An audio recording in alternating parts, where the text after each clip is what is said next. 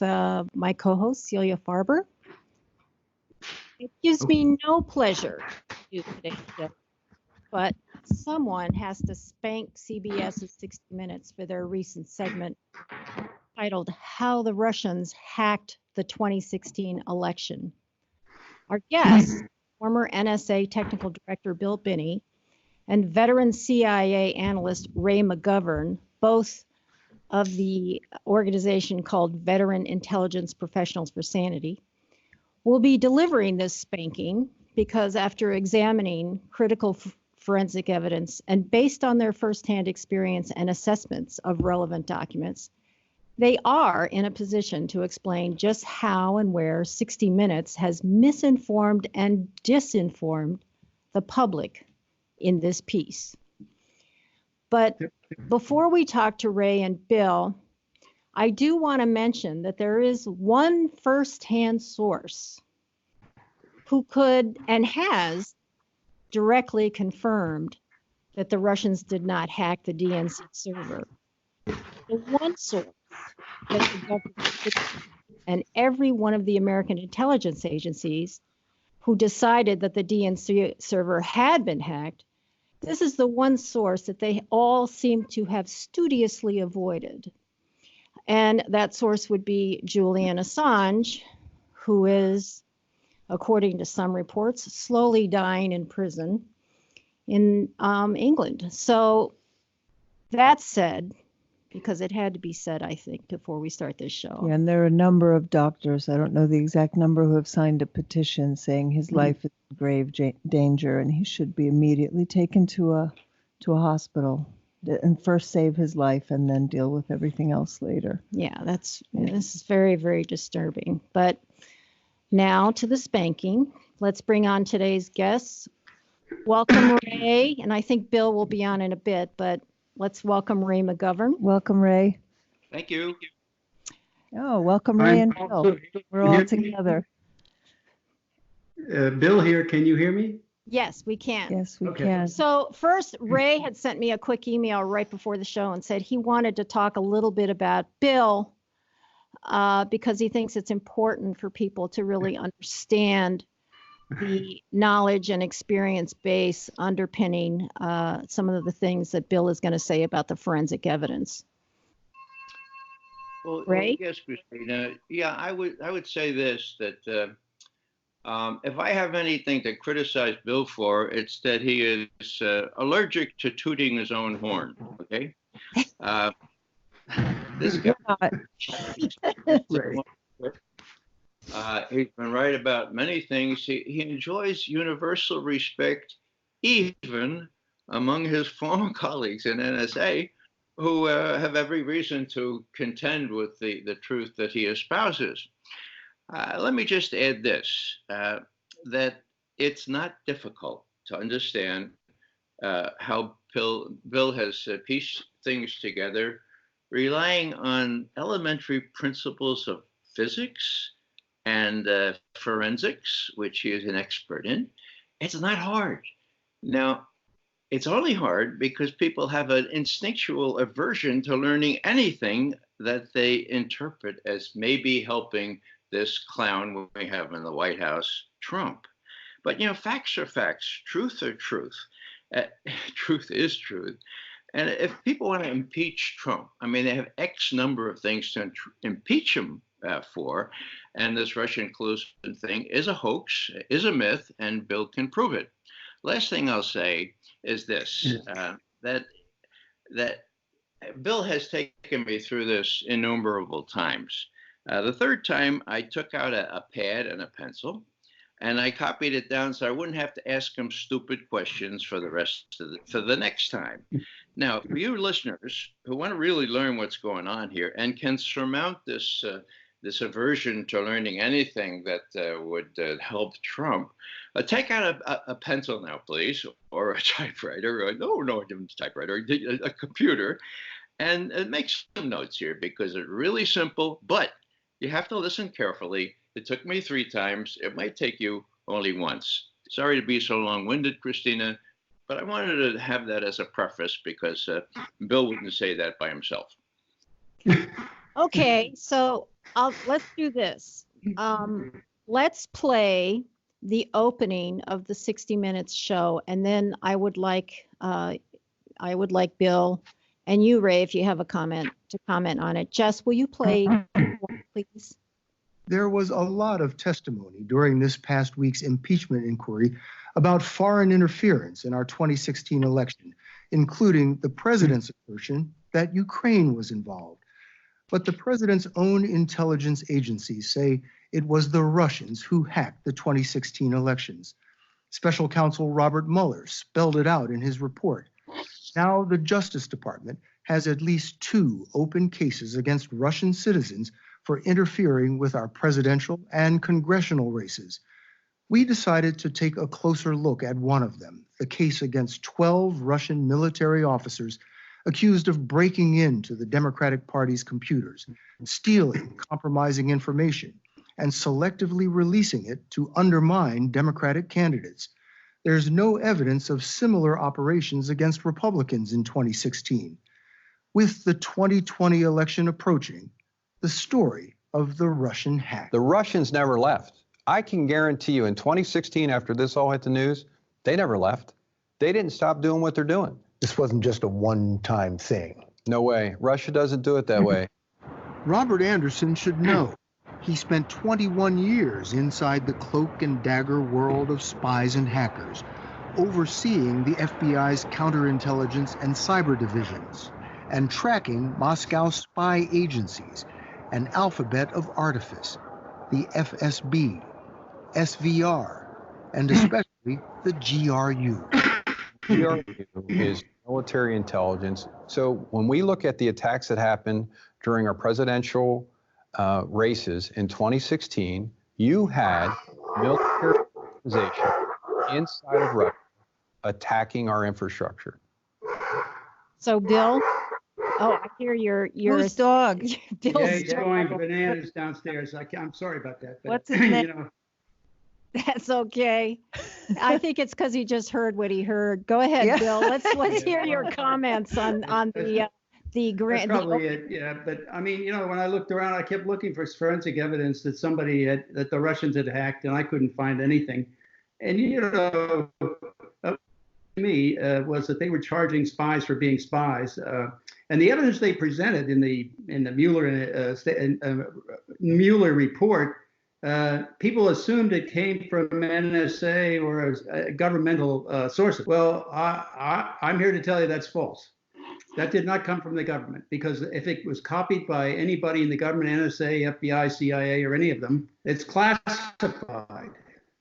You can't put that in an open statement that's released to the public like Mueller did, because it would have to be redacted because it's classified material. Otherwise, Mueller's guilty of exposing classified, falls under the Code 18 laws against for protection of classified material. That data came from a third party. My guess most likely would be CrowdStrike. But that data, the FBI, there's no control of that evidence. There's no basic information. They didn't have the server in the first place. So the evidence needs to be questioned: is where is the source of this data that you're alleging?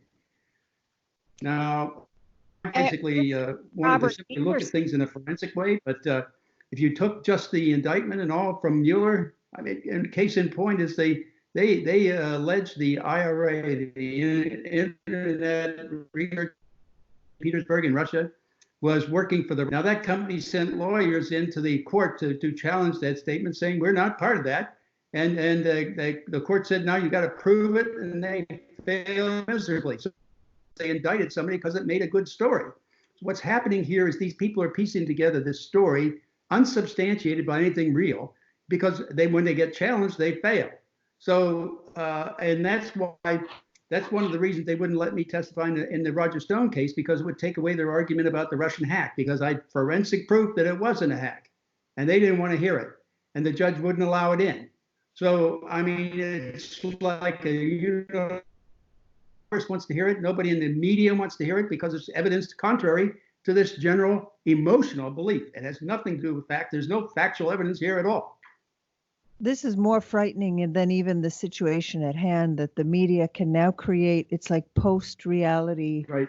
constructed realities that we're all forced to live in, and there's just not a thing we can do about it. A fact is no longer a fact. That is a bigger problem that's going to be with us after this thing comes and goes. Yeah, that's exactly true. Basically, what they do is they cannot distinguish between an emotional thought and fact. That's right.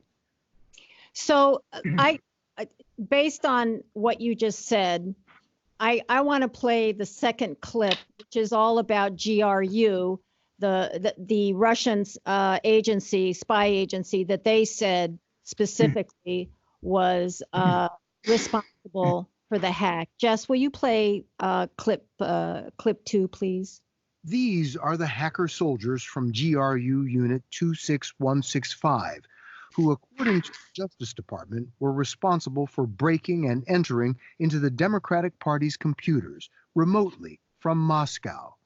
Their names, ranks, and faces are now on the FBI's most wanted list for stealing, among other things, the Democrats' strategic plans, detailed targeting data, and internal polling.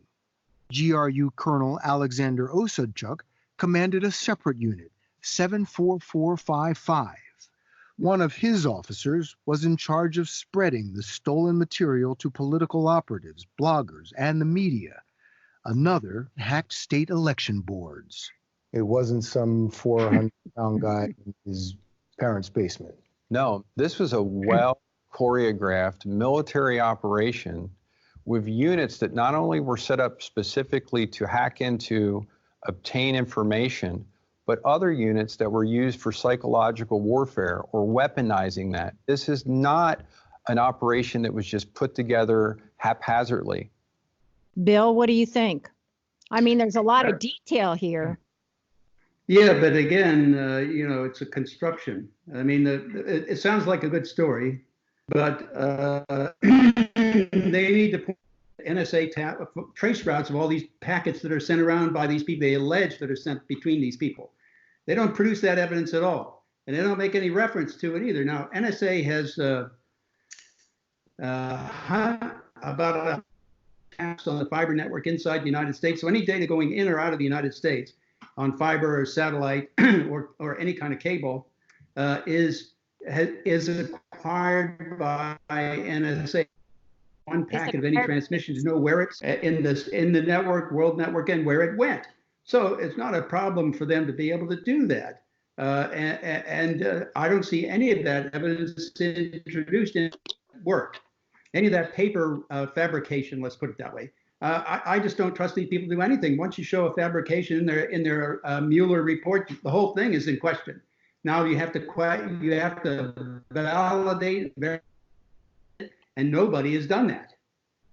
So, I mean, the FBI's most wanted cyber criminals are these GRU guys: Boris, Antonov, Dmitry, Badin, Sergei, Morgachev. They're, let me see. I would say that's absolutely wrong.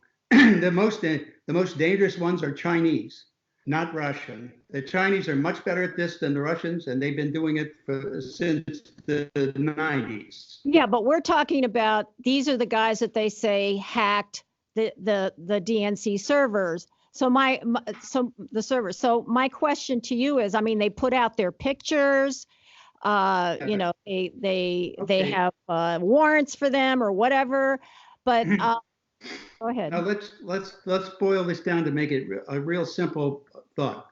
That they're alleging that this then was passed to WikiLeaks to be posted and distributed.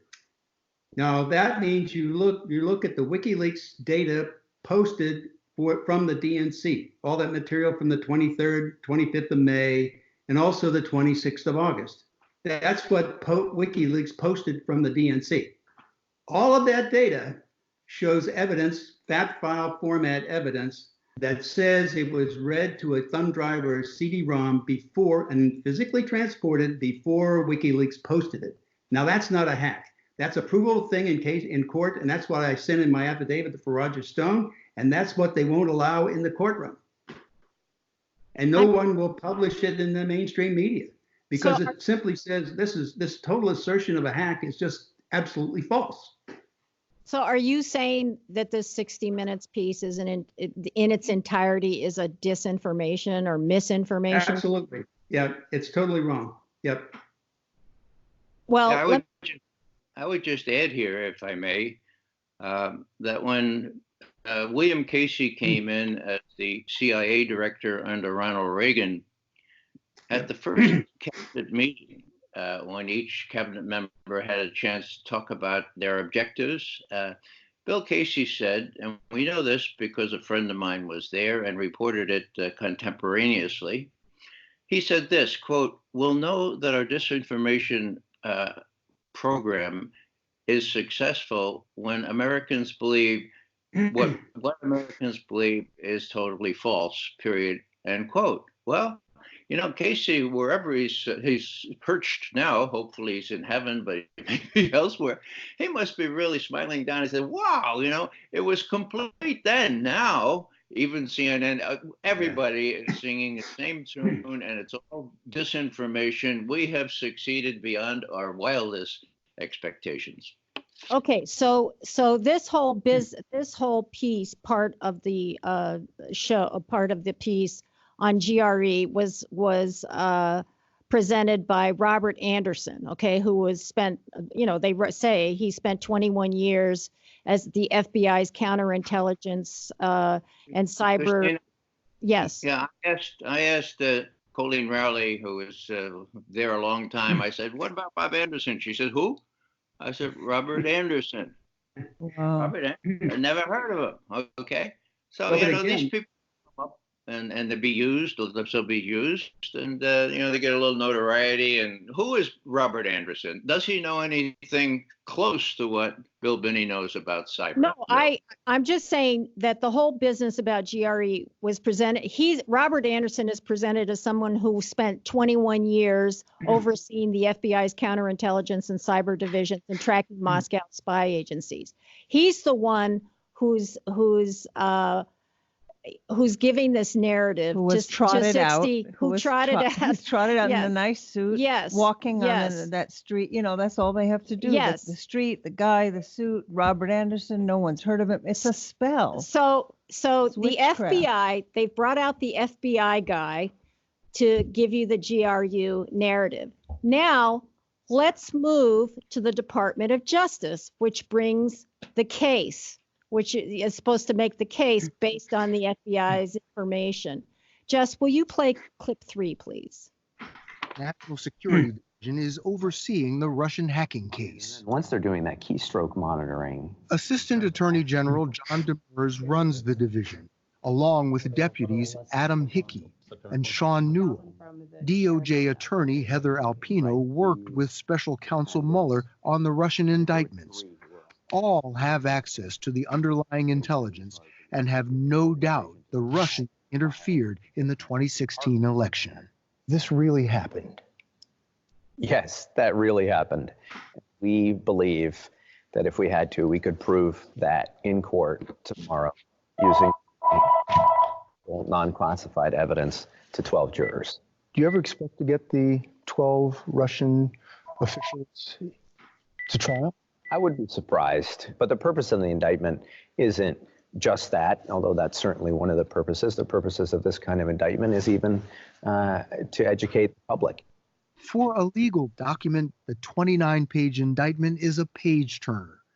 It details how U.S. intelligence agencies tracked each defendant's actions, sometimes by the keystroke, revealing the fictitious names and phony emails used to infiltrate the Democrats' computers, and tracing the stolen data on its circuitous route from Washington, D.C. to Moscow.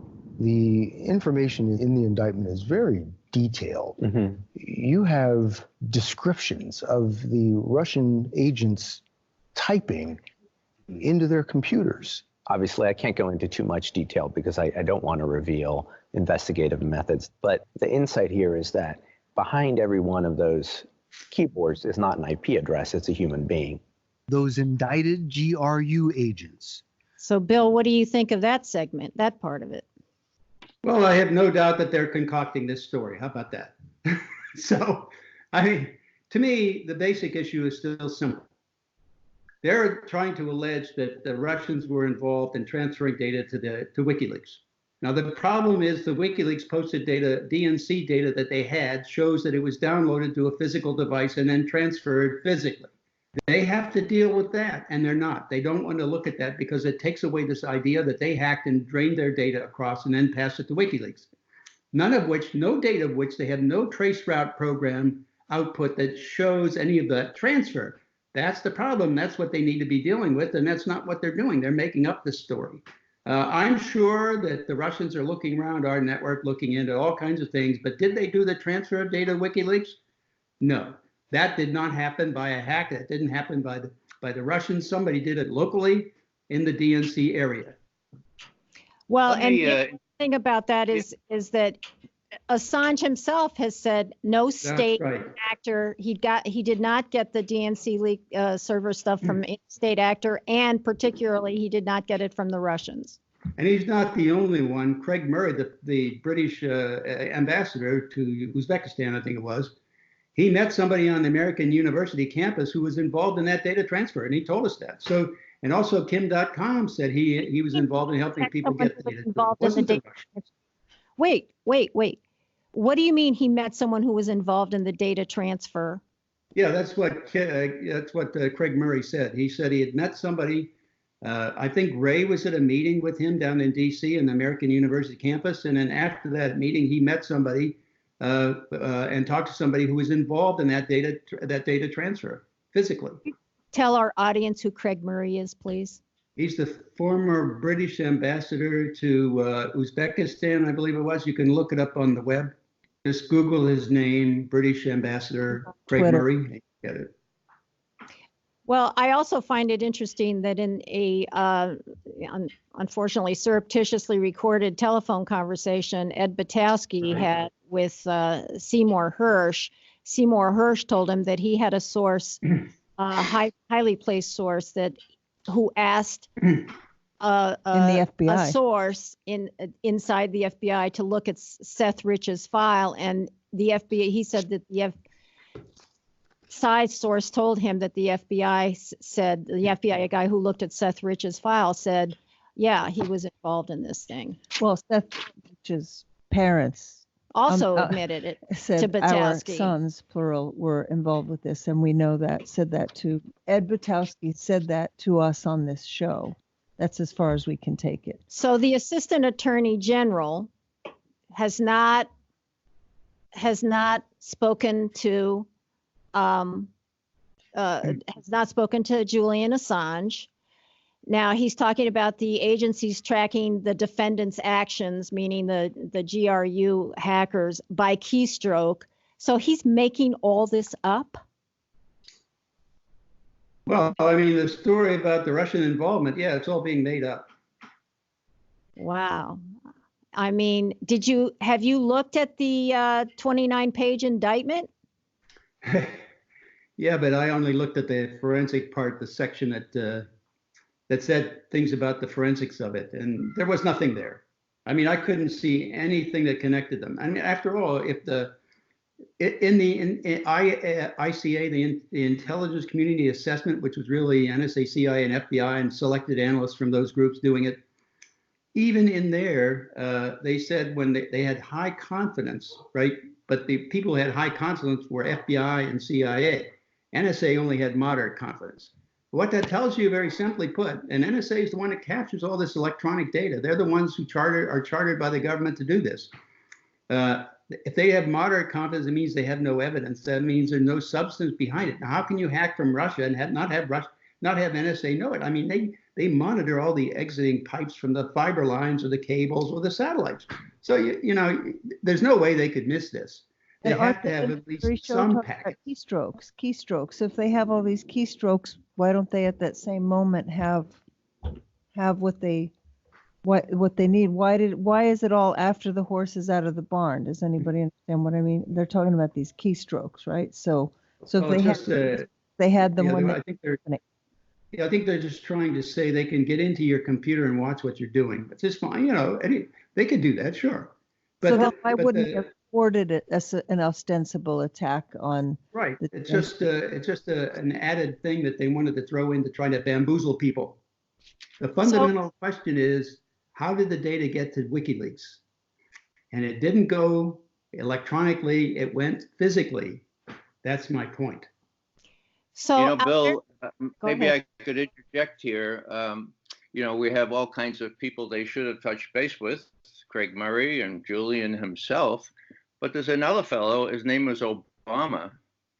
2 days before he left office, he said gratuitously at a press conference, the conclusions of the intelligence community with respect to how WikiLeaks got this, quote, Russian hack are inconclusive, period, end quote. So we have inconclusive conclusions as tested to by a fellow who's going to go out of office, and 2 days later, a fellow who had been briefed on the 5th of January, 2017, in great detail about all this business about the Russian hacking. So Obama himself felt it necessary, for some lawyerly reason that escapes me, to disengage himself, to dissociate himself with the claim that the U.S. intelligence community can prove that there was a Russian hack that was transmitted to WikiLeaks. So, I mean, there's a pretty good source for you, right? Now, as far as the intelligence community assessment is concerned, they needed that. Everyone refers to that. Now, here it is, the president's own intelligence agencies. They were corrupt. They were not doing their job. The people who did that assessment were John Brennan and James Clapper. And when they talk about hand-picked analysts, well, the way I reconstruct it, Clapper picked Brennan, and Brennan picked Clapper, and those were that's why that assessment is so full of holes. I'll tell you what's interesting to me is this exchange where Assistant Attorney General John Demers says, and we believe, okay, not we know, we believe that if we had to, we could prove in court tomorrow using only admissible non-classified evidence to 12 juries that this really happened. And then he said, but the purpose of the indictment isn't just to bring the officials to trial, because they know that'll never happen. The purpose of this kind of indictment is even to educate the public. There you go. I think Bill, could you comment on that? Well, I mean, to me, he's trying to fundamentally bamboozle, misinform, disinform the public. They can't be honest. I mean, otherwise they would have allowed my testimony in the Roger Stone case, but then it would have been a public record in a federal court. That's a problem for them. They don't. That's too much of a exposure to too much sunlight on the problem. As long as there's something that you want to allege or assert to the public and get that across in the minds of the public, you need to keep any exculpatory evidence or anything that doesn't conform to that agenda. You have to keep that out of the sight of the people. Well, I mean, that's what they've been doing with our lawsuit in the Third Circuit Court of Appeals about, them spying on everybody in the country illegally, violating the First, Fourth, Fifth, Sixth Amendments of the Constitution, the Pen Register Law, the Electronic Privacy Act, Electronic Security Act, all the FCC regulations governing telecommunications companies, all of that. And they've been trying to slow roll that and keep it out of the public view, and certainly try to keep it out of the court, the federal, the Supreme Court. And that's another case. If you looked at Amnesty International versus Clapper, that did make it to the Supreme Court. In that case, they were alleging the same thing, that people were being convicted criminally using NSA data that wasn't admissible in a court of law, and then doing a construction called parallel construction. They made up the evidence, basically, and substituted that for the NSA data in the court of law. That's perjury and all kinds of violations of criminal acts, basically, by the government. And the Solicitor General lied to the Supreme Court to get that case thrown out. He said if anybody had that data used against them, they would be told. That was a lie. Nobody's ever been told. So they'll even lie to the Supreme Court. So we have to really challenge these people. You can't just accept what they say because they're really pushing a line of crap at us. So simply put, in the Obama era, we're turned into a massive surveillance state, a tyrannical surveillance state, followed immediately by a crisis on during which we deflect this surveillance paranoia onto Russia. Now, here's my question: why Russia? Ray, you're a Russia expert. Why does it even make sense that Russia would go to these lengths to ensure that Donald Trump won the election, Hillary lost? Why does that make sense in terms of even just address the fairy tale? What do they want us to think? Well, it doesn't make sense. That's the bottom line here.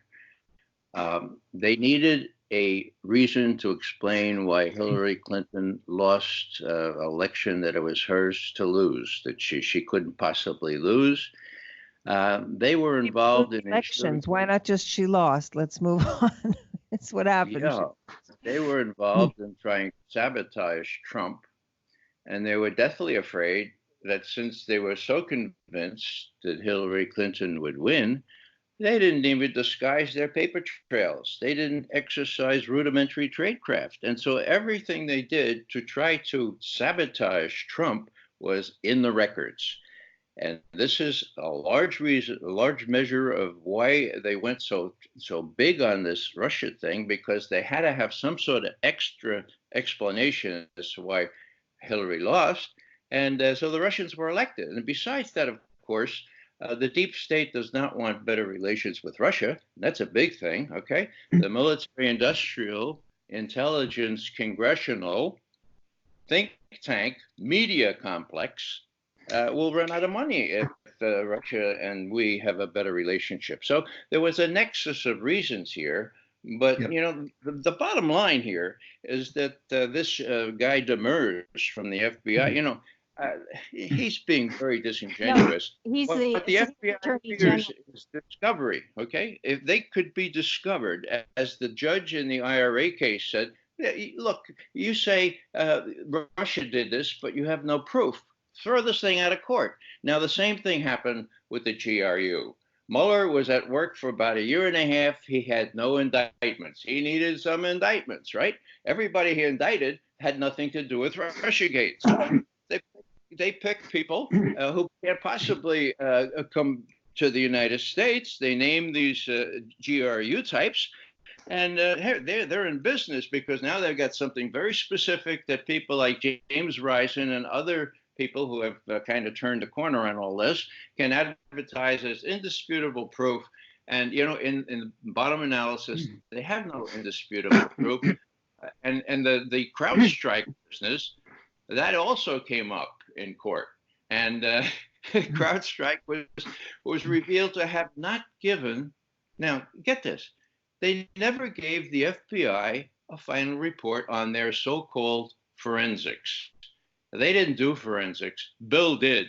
Bill and his co-worker, who was also a technical director at NSA, did the forensics. We can prove that everything that this 60-minute thing alleges is false on its face, but we can't get any exposure in the media. We're hoping that programs like this will remedy that.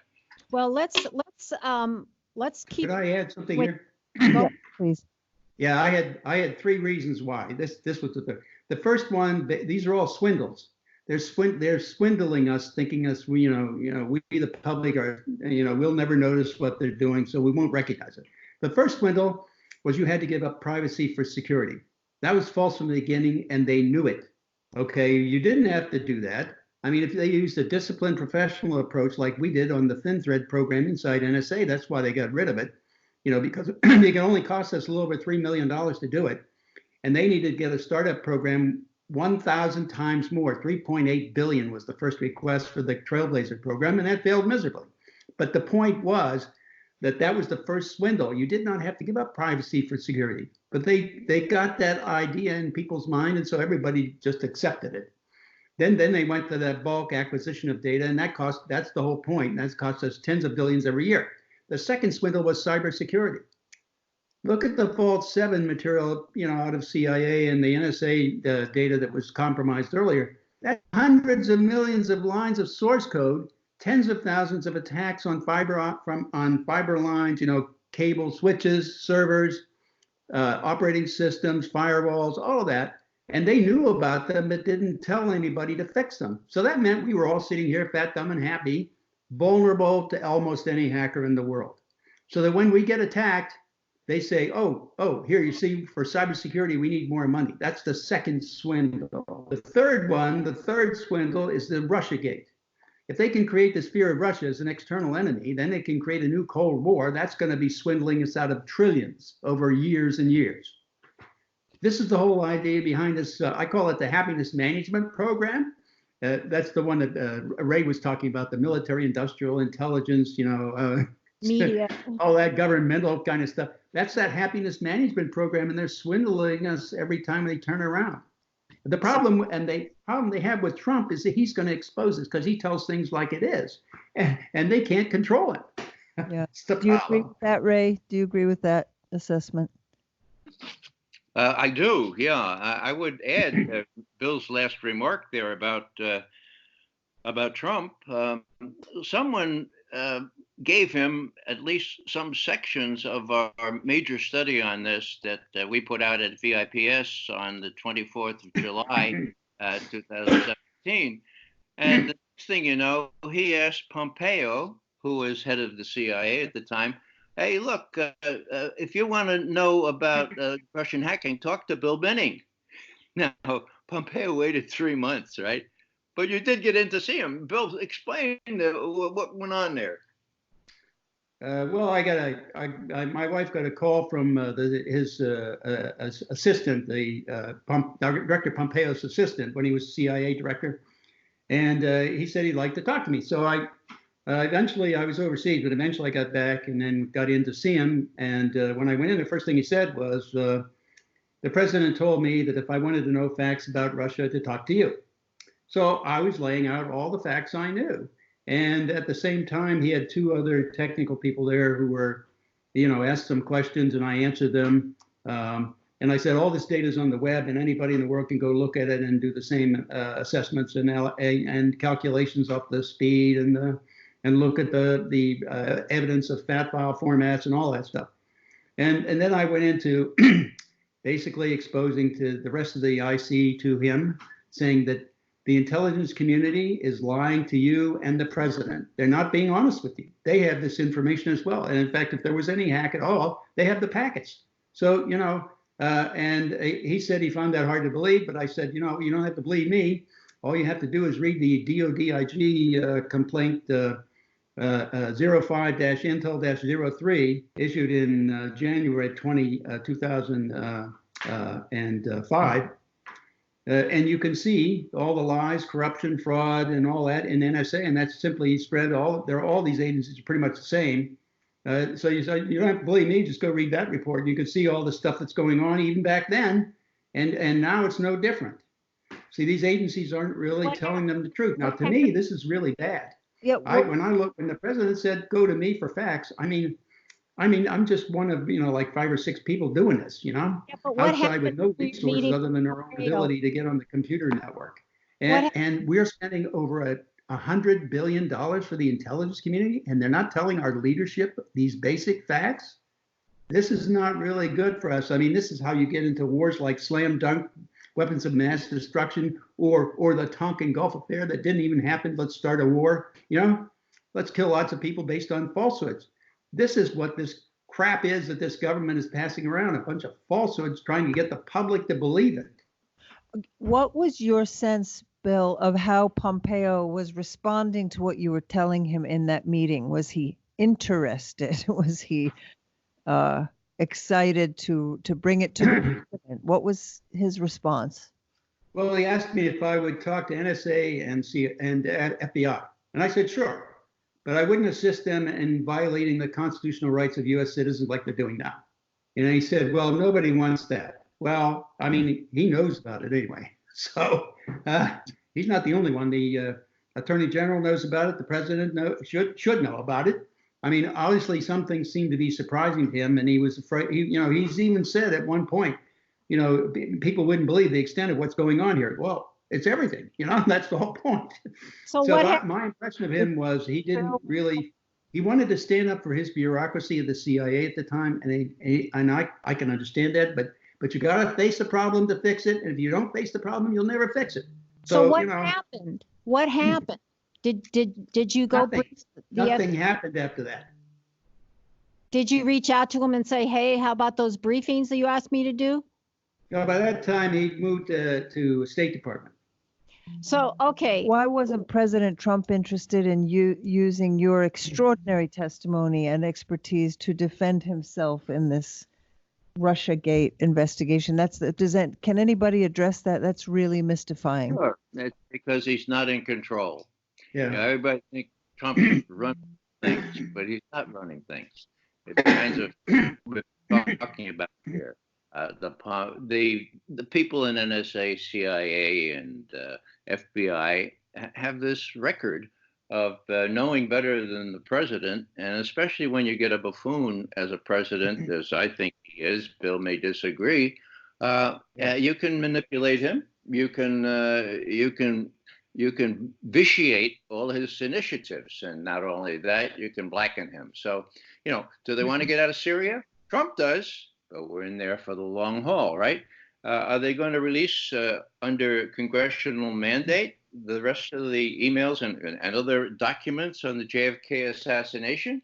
Well, Trump says, yeah, we're going to do that in the morning. And in the afternoon, he says, no, the FBI and the CIA say we can't do that. Revisit that. He's not his own man. And he's very, very chary about taking on more than he can bite. And he's got people now like Barr who seem to be serious about holding these people accountable. The smart money says the deep state almost always wins. Maybe this will be an exception, but we'll know that in the next couple of months. I want to continue with this because after we do this show, I'm going to send it to 60 Minutes. I'm going to send it to the producers of this show. At a 60 Minutes and to CBS's, because so I want to talk about I want you to address the next clip, which is about Guccifer. So Jess, will you play clip 4, please? One team working out of a building in Moscow called the Tower created a website and a provocative character to disseminate the stolen material, Guccifer 2.0. So Guccifer 2.0 is a fictional online persona. It's all an effort on the Russian side to hide their involvement. And these guys are pretending to be one lone hacker. Correct. And that works? What it gives them is plausible deniability, right? They don't need it to work 100% as long as the Russians can say, it wasn't us. Posing as Guccifer 2.0, Russians offered up stolen documents, Julian Assange's WikiLeaks, and self-proclaimed dirty trickster Roger Stone. It was all part of a broad campaign to disrupt the presidential election. But there was another, less well-known part of the Russian operation, to undermine Democrats running for Congress. It started as large document dumps where Guccifer 2.0 was kind of taunting and saying, I have more. Kelly Ward Burton was executive director of the DCCC, the Democratic Congressional Campaign Committee, when the Russians hacked the committee's computers. These bullet points at the top are the summary for how we need to win. They swiped and dumped on the internet material she told us cost millions of dollars to produce. Battle plans for congressional races, demographic research, voters, and extensive dossiers on the weaknesses of their own candidates. So, Bill, what do you think of that whole narrative about Guccifer? I also put this in the affidavit I submitted to the court, the federal court in Roger Stone's case. Again, at Guccifer 2, all the data that he posted, this is the forensics we did was on the data that Guccifer 2 posted and alleged to be a hack of the DNC. Okay, this is what he put out for us to look at. So when we looked at it, we calculated the speed of transfer of the data of every file. And you could do that because the files were listed. It was a file name, the number of characters, and a timestamp at the end. And the next file after file, the next file, name, number of characters, timestamps. So all you had to do is difference of timestamps, and it told you the time it took for them to send the amount of characters between. That was very simple. So we did this for every file. So that then said, gee, the highest speed transfer we had was 49.1 megabytes per second. Well, technically, that's not possible across the web. We had been saying that from the beginning. Some of us said, oh, yeah, it could go. So we said, OK, we'll try it. So we tried it, and we could not, even from data center to data center, which was the fastest speed we had, I think something like a 1.5 gigabit line. And the fastest we could transfer was a little over 12 megabytes per second. Now, that's less than 1/4 the necessary capacity to transfer the highest rate that we got from the Guccifer posted material. So, but it's compatible with a download to a thumb drive. So we said this had to be a local download. It couldn't be a hack across the web. So it wasn't a Russian hack. Now that negated the first allegation of Guccifer 2, that it was a Russian hack. That's false. It was downloaded locally. So it wasn't anything in long distance away from the DNC. So, that tells you right away that the guy is lying to us right up front. Now, there's another point about it. He put out 2 batches of data, one the 5th of July and one the 1st of September. So if you looked at those 2 files and simply ignored the day and the hour, the minutes, seconds, and milliseconds, and looked only at those, then those 2 files merged without conflict. That is, the holes in one file were plugged by the data from the other file.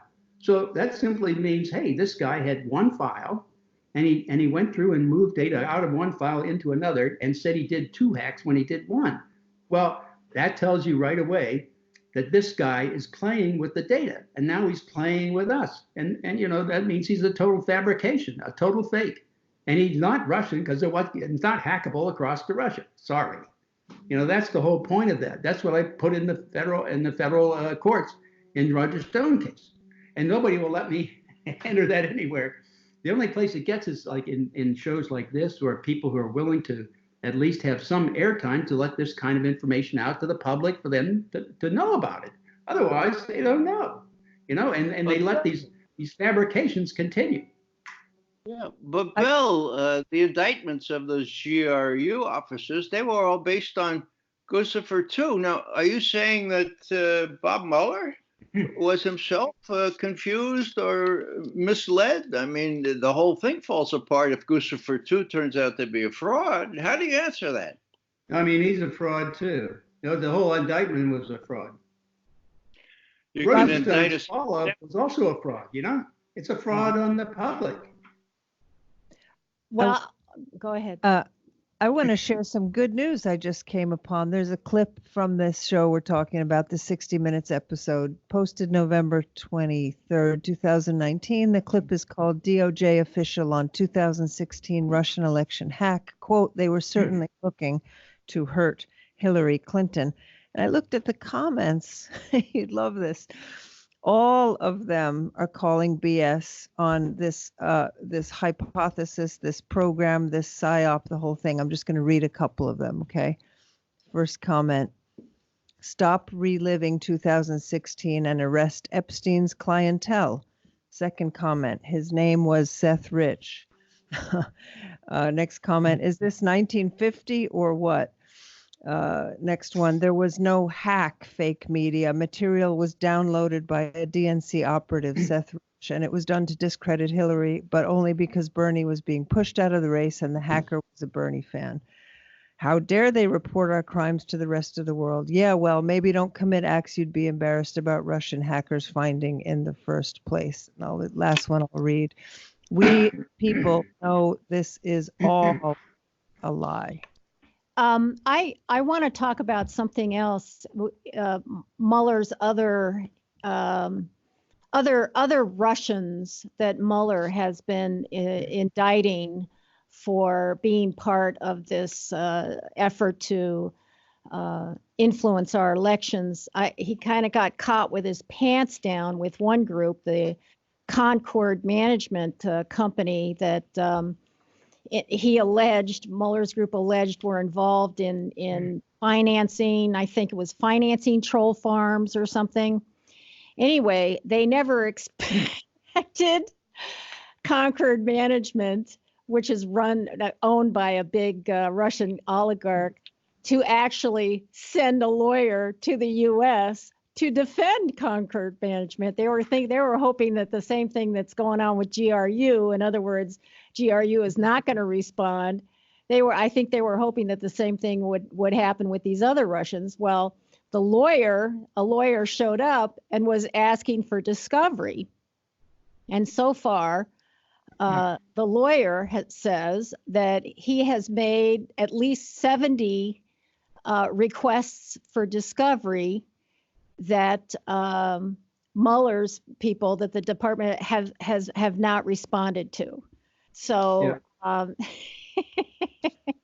it seems to me they're just digging themselves a very big ditch, and they're in this ditch. The American people are somewhere else. That's why I read those comments, because I think they're just drifting off into literally a hallucination that they can't get out of.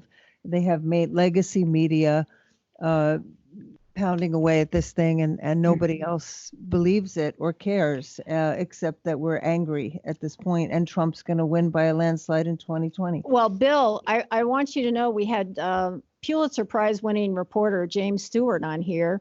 He wrote the book Deep State, which purported to be looking into the origins of Russiagate. And, he was pointing to George Papadopoulos. And so we asked him if he'd ever spoken to George Papadopoulos, and he said no, he'd never interviewed him. And then we asked him, well, do you know who Bill Binney is? Because he looked at the forensic evidence attached to the alleged hack, and he said no, he'd never heard of you. So then he said he wanted to get off the show. Yeah, then he wanted to get off. He said, I have 5 minutes. This isn't what my book is about. My book is about, he said, looking at what the FBI, looking at what the FBI was doing at the time. And that's one of those weird phrases. If you want to talk about my book, we can talk. But it was weird because it was like he just wanted to cover what James Comey and his group were doing. He didn't really want to be bothered looking into whether what they said or did was valid or true. So it's like selective knowing. Everybody gets to choose what they know and what they do. So, Bill, you're not famous enough. Well, but again, it's the idea of keeping the narrative out of the public view so that they don't hear it and they don't have a chance to take it in and consider it. So, I mean, if you only hear one side, that's the only side you hear. That's what these people are doing. It's repetition through the media, controlling the narrative that goes to the public. That's what they're trying to do. That's what Casey was all about back in 82, I think it was. And so that simply meant that as long as you can control the narrative, that's the only thing that people know. And so therefore, that's what they believe. And, that's simply, and that's not necessarily true either, I would say. But, thinking people would not simply just accept things. That's the point. You can't do that because they'll simply manipulate you anyway. That's what they're doing. They're manipulating us. So, and that's what Mueller was doing, and Rosenstein. That's what they were doing with those indictments and the report from Mueller. Just basically indictments on them. Well, apparently his name is Eric DeBellier. He's the lawyer for Concord Management. He was pointing out that there were other companies mentioned in the Mueller report, Russian companies allegedly involved, and some of those companies didn't even exist. So, if any good and conscionable investigative reporter wants a great assignment, why don't you go look at Mueller's report talking about all these Russians who did all these things and actually follow up on whether or not what Mueller has reported in his report is true. Easy answer to that, Kristina, because you could never get it published. Exactly. Okay? Ray, Now, what's the term for this mass media? is not a laughing matter here. They're calling Bill Binney a conspiracy theorist, okay? And they're controlling the narrative. So, you know, what most people believe, and it's kind of an emotional thing, they don't want to believe anything that could in any way help Trump. What most people believe is what the major media tell them. And we're coming to a denouement now, because the people who have been feeding the major media, that is Clapper and Brennan and Comey, are about to be indicted, okay?